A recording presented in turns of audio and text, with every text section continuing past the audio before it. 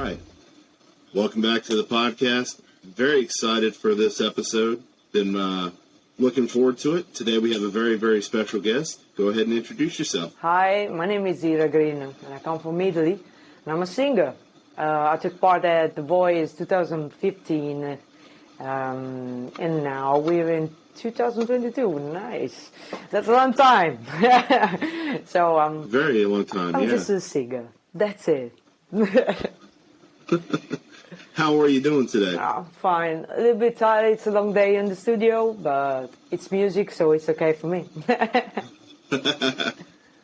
So tell me, how did you get your start in music, and did you have anybody that a band or any kind of singer that you looked up to? Yeah, sure. To kind of... Obviously. I started creating my own songs I was 15 years old. And my dad gave me his guitar, and I started wrote something. So then I started to pick up some guys to put up a band, and I had a lot of bands which I was singing and playing, because I also play guitar and bass. So I think I had for a year I had like 5 bands. So 5 bands where I played bass.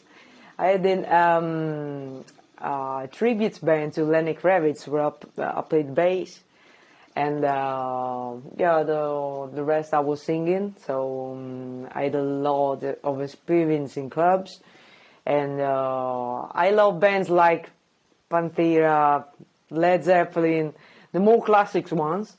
But I'm really close to grunge section.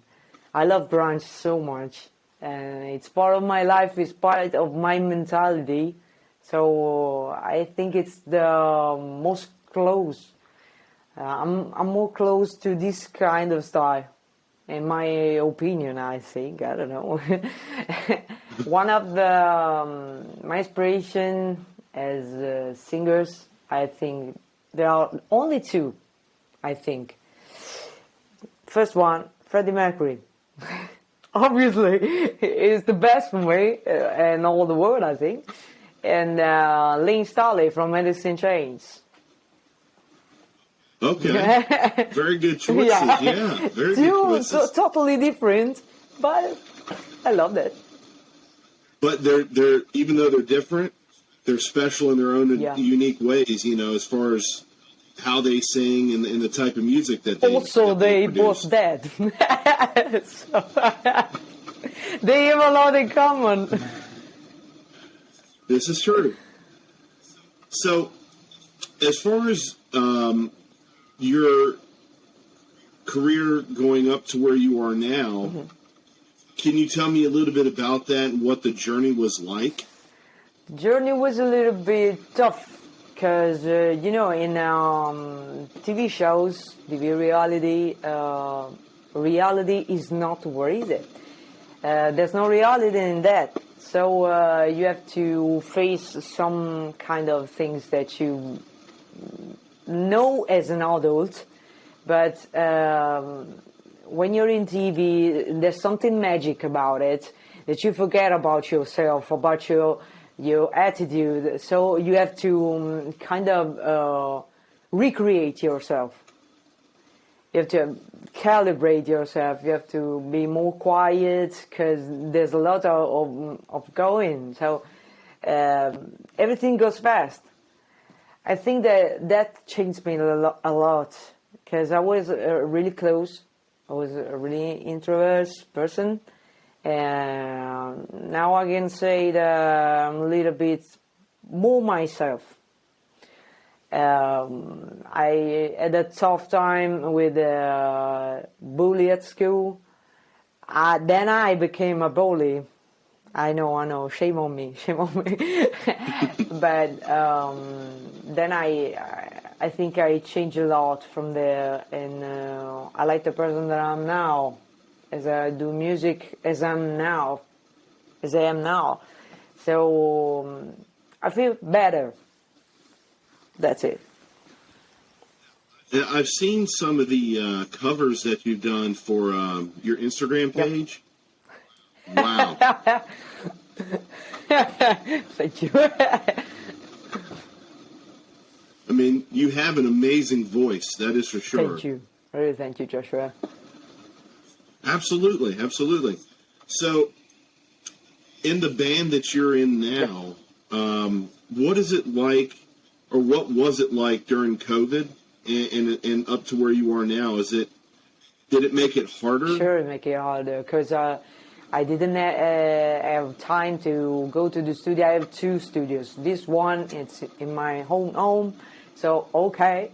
But I have the other one where I see the guys of the band, and we play a lot of songs. We do a lot of stuff, and it was harder because we have to do everything by internet, and it's not easy.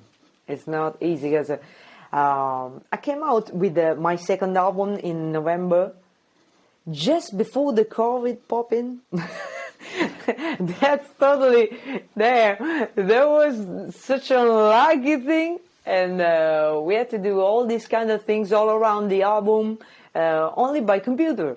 So we have to go out with the single, with the second single, and we have to do all the video all by home, and it was totally hard, man. But I think it's been harder for everyone. I don't think it's harder for everyone. It's been really a shit moment. Yes, I couldn't agree more. You know, it changed the way everybody does things. Yeah, still now. Yeah, exactly. So, when it comes down to some of the venues that you guys have played in, have you played just in the European area, or have you played over in the States at all? Or not yet in the States, but I've been in Brazil and all around the Europe. All around, I've been touring all around Europe, and I think outside of Italy, I have to say the rock music, metal music, all the alternative scene of music, it's more appreciated. Because in Italy we have a kind of soft pop songs that goes on the radio, all the stuff. So I think that all the outside the Italy, all the Europe, it's really interesting how people get in touch with you with music. In Germany they have a lot of energy for this kind of music, and they really want people. I think they want people because they really love music. They really enjoy you playing. Yeah, and you know, my first experience with any band that is from Europe was, believe it or not, Volbeat. Oh. And then I got into, I believe it's pronounced Rammstein or Rammstein. Rammstein. Yeah, and ever since then, I like that type of music. Like, it can be grunge and hard, but at the same time have good rhythm, great vocals, and it's just like, you know, where has all this been? Yeah, and Rammstein also have great lyrics. Try to translate them, they have great lyrics. That's what I've heard. I've not personally done it, but the person that turned me on to it says that it's amazing to hear the translation. Yeah, it really is. So, as far as the metal scene, would you say it's exploded over the past couple of years? I don't know. You have to be more specific, because I think the old metal scene, it's going down. Because now I see it's only for few people. It's not that big audience. So I think it's literally dying slowly, unfortunately. But I hope maybe I'm wrong. Maybe I'm wrong. And I also, but here in Italy, this kind of music, they don't love it. So If you can see, Lacuna Coil, you know it? You know the band? I don't. They retarded, but they have to go outside of Italy to play. And they famous all around the world, but in Italy, yeah, Lacuna Coil, nice, nothing special, but it's okay. That's what I think about the metal scene, and I think we're going through times that people only listen to music as something to put beside the talking. You know what I mean? We're talking, I put some music, we don't listen to music. It's just something that is all around, but you don't listen more to music. And I think it's going for this way, and it's kind of sad. It is, yeah, because people my age, and I've met a few people that are younger than me. I'm an 80s kid, so it's one of those things where if you hear a song that you like, it's like almost like a memory. It brings everything flooding back to, whether you were doing something, going through something bad, something good. That's what music is to, a lot of people. At least I would like to think so. It's like a memory put on a sound. It's like a memory that have a sound. When you listen to a song, it reminds you of everything you lived in a life. So it's sad that people don't use that as something magical to get in touch with others. Exactly. Yeah. I mean, it's almost like going back to childhood. If you were born during a certain time, you remember certain bands, you remember, certain movies, TV shows. And it's just one of those things that's just ultimately nostalgic. You know what? I think people is losing empathy. That's the problem. Music gives you a sensibility to explore yourself, to explore other words. That's the problem. Empathy is going down. Yeah, and I couldn't agree more there. And I think that the other thing too is with music, much like anything else, if you're listening to a band that's from a different culture, it also introduces you to that type of culture and the type of things that go into that type of music as well. And not only that, but you find out what other people's inspirations were to do what they do. Yeah, it's about culture. You get in touch with other cultures. That's how we explore all the world. That's what I think. It's like a connection. Yeah, it's a connection. I mean, it's totally a connection because I can write a song and it's about me, but you can say, damn, it looks like it's talking about me. So it's connection. Yes. It's totally a connection, I think. Exactly, yeah. And, that brings me to my next question is, when you guys are writing your music, what all goes into that? I mean, I would imagine to a degree it has a little bit of you in it and your other bandmates as well. Can you repeat the question? Sorry. Sure. So, as a segue into the next question, when you're making music, I would imagine that there's a part of you in that along with your other bandmates. Yeah. How does that process work, and what does it look like? Oh, so I have to say I'm a little bit a melancholic person, I can say. So a lot of things that I wrote down are about sadness. I love this kind of the pain for me is the way I write songs. I wrote songs about all stuff that makes you feel the pain, but you get up with it and you get up stronger. So my way to write down a song, it's go deep inside, something that makes me feel more pain. And there's nothing in the world more painful than going through yourself. Through yourself and say, okay, I have to accept this about me. I have to accept this that I lived in my past. Everything it's about going down to yourself, face yourself, because we are the brutal bastards, butchers of ourselves. That's the truth. So if you can go through this, you can write everything you want.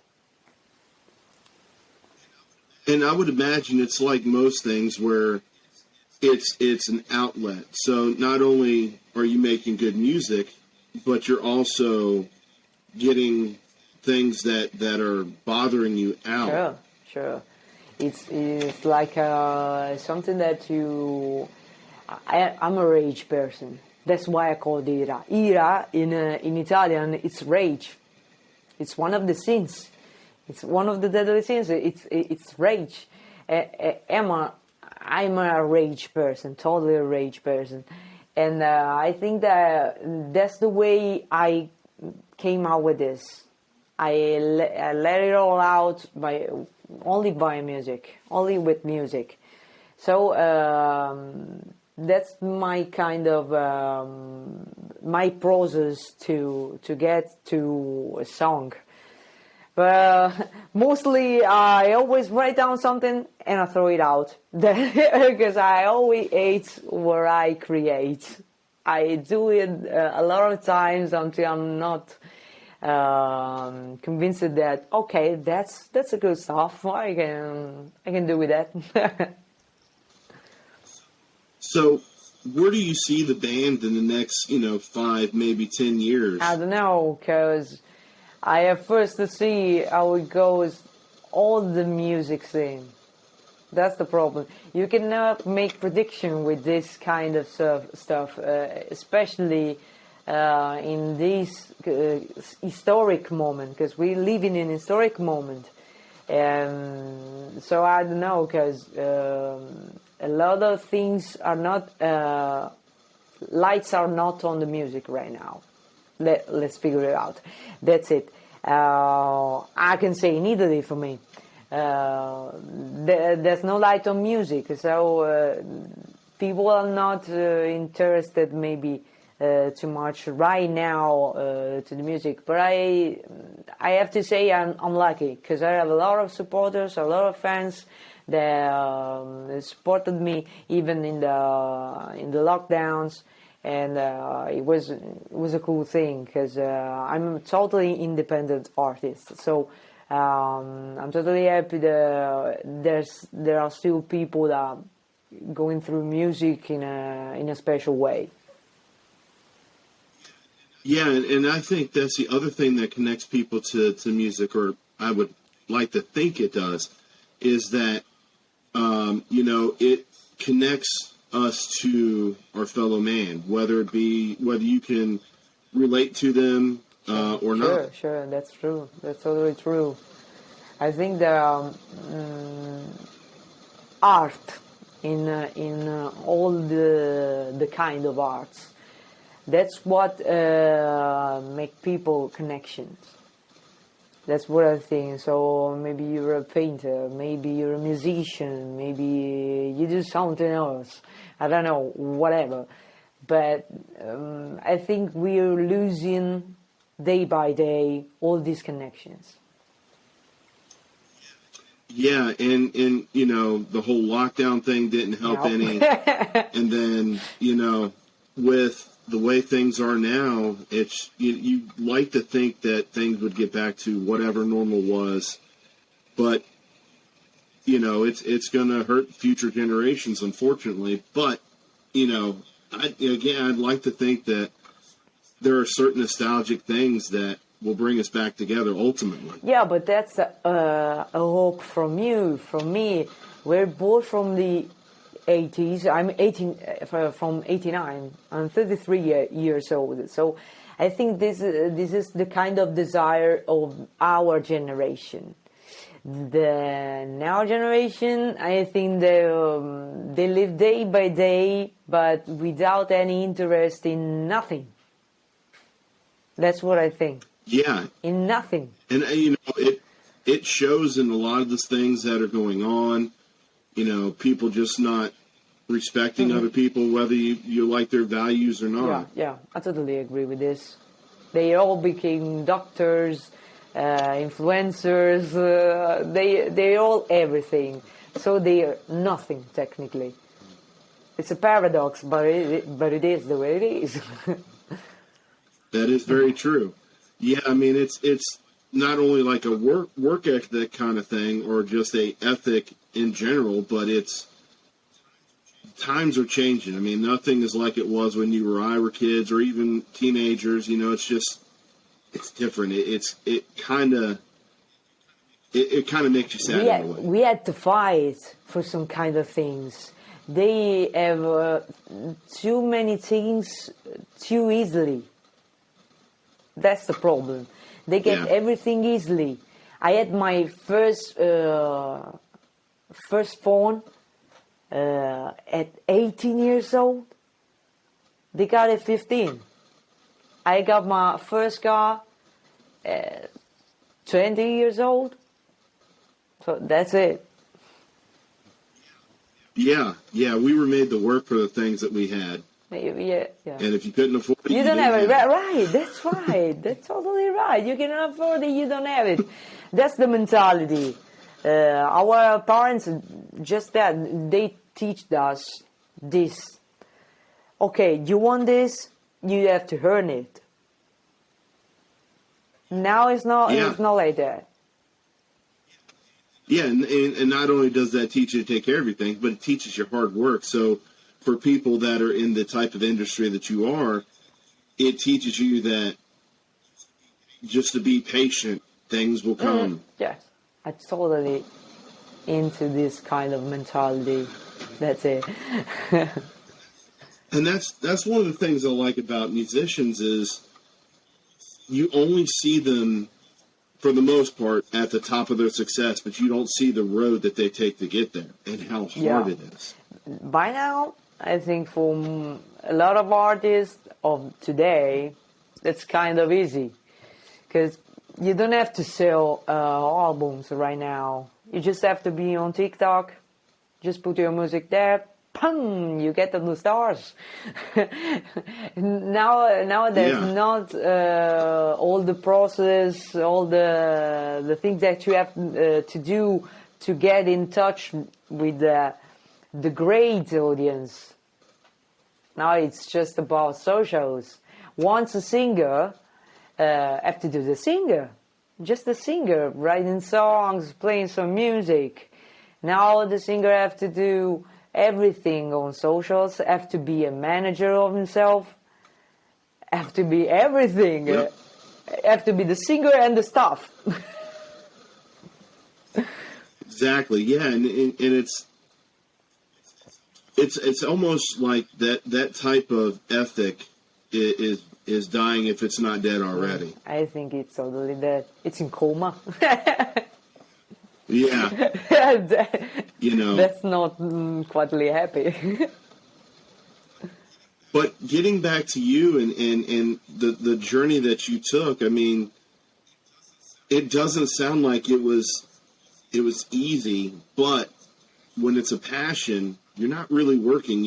I mean, even though you are, it's more you're having fun doing what you're doing, and then ultimately it's going to lead to a successful career. Sure. At least, we'd like to hope so. I hope so too. Thank you. I think when you do something that you love, you're not working. You're just dreaming. You're just going through your dreams. You have to be relaxed because I know that time runs out. I know exactly that time runs.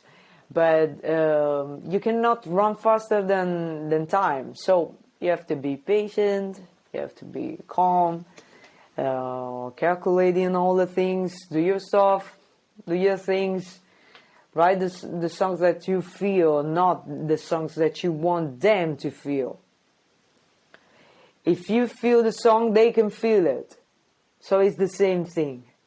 But if you write a song that just for them, just for a fan, you think, okay, you have to think in the same way, I think. That's kind of disaster, because you start to do music in a way a little bit mechanical. And that's sad. Yeah, and that makes sense. I mean, you know, if you do things for other people that you don't feel like is good, it's not going to be successful. Right. And then, you know, like you were saying, to your point, if you do it for you, you're going to find people or multiple people that are going to relate in some way. They feel the same as you. You know, most people won't tell you, you know, that they relate to certain things, but you can see in the actions, and you know, our generation, you could just tell, because when something would happen, a song would come on, a movie would come on, whatever the case is, you were locked in. Yeah, because you cannot classify emotions. That's the thing. So when you feel something, you cannot know when you will feel it, from where it comes. So it comes from a song, but it can come from flower. You cannot know that. So emotions are not classifiable. You cannot classify it. It's something so natural that you cannot classify that. Yeah, exactly. And you know, I like the music that you do. You know, I think you have a very powerful voice.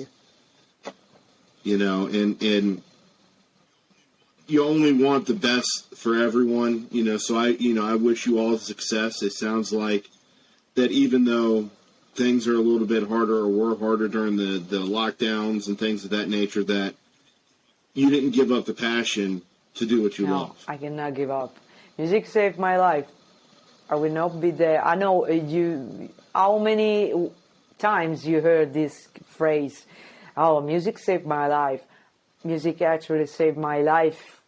I would be dead without music.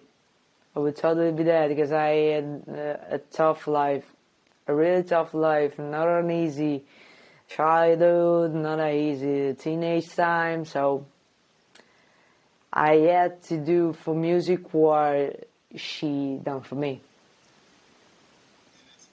And it's great to see that you're doing so well.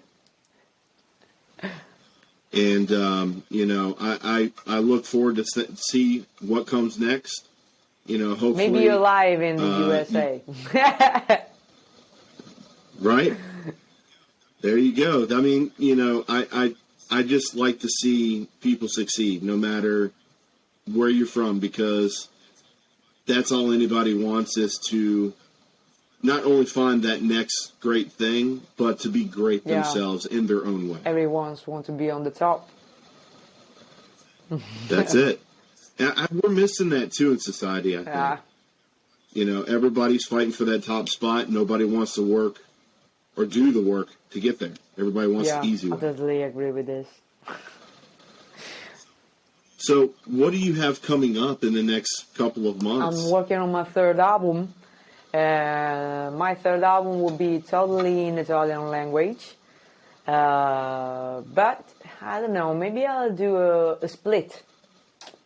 I think I'll do the same album in two languages. Maybe in English, in Italian, because it sounds really cool, it's more powerful, and I choose a way to say things just as I think them. I just lost my filter between my brain and my mouth. So I just want to say things just as I see it, just as I think that. Because I'm totally tired to be good with everyone. I mean, I don't want to be a false person. You know what I mean? I don't want to wear a mask with someone that I don't like. I just don't work with that person. I just don't want to work with that person. That's it. That's out of my life. I just want people around me to appreciate for the person that I am.